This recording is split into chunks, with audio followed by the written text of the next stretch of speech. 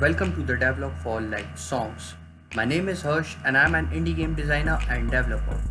Before getting started, last week I hosted the first ever United Game Jam and it went successfully with around 290 entries. The theme was 2, and even though I am the host of the jam, I wanted to make an entry just for fun. So I tried to find a teammate and at the last moment I found one, a music composer named Fiona. The theme was announced at 8 PM IST. As soon as it was announced, we took 2 hours and came up with some game ideas. Unfortunately, we weren't able to come up with something innovative.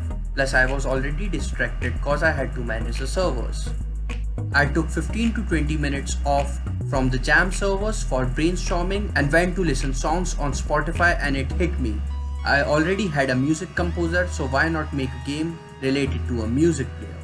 To make the game interesting, Fiona suggested that we should use the idea from my previous game, Hypehead. Now, Hypehead is a procedural endless runner I created within 6 hours which focuses on colors. We reused the same mechanics for our game. At 10:15 PM IST, we started with the project, set up the player, some ground platforms of different colors, camera, and started with the player controller script. I didn't want it to make any 3D models for the game, so we kept everything simplistic. We just used Unity's primitive shapes for almost everything. As game focuses mainly on music, we made a cuboid with 2 eyes listening music on headphones as the main character. After the player controller was done and working, we moved towards camera follow script and tested things out. As the game's main component was music, I had to make an audio visualizer for the game. It took me 3 hours to get it done, but I did it. It was around 3 AM, so I went to sleep. Next day, we continued from where we left. Everything was looking good, but I wanted to push it further for the visuals, so I made 2 cameras. One camera to move the player left and right in x-axis, and another to move it in z-axis to change lanes. Then, as any online music player has ads, we wanted to put ads in our game too. No, not actual ads, but something similar. We made a minigame. The basic idea of minigame was to match colors of the shapes in center as per the shapes in the top right by using tabs. And 1 turn equals 2 tabs. And you have to complete it within 40 seconds. If you aren't able to, then it will automatically skip, as that's how ads work. After the minigame was done, I moved towards level design and got everything done. In parallel, Fiona composed all musics and effects required in the game by day 2.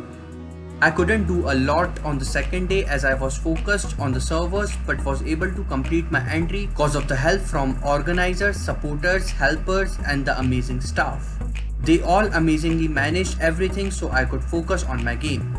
On the last day, as soon as I woke up, I started polishing the game.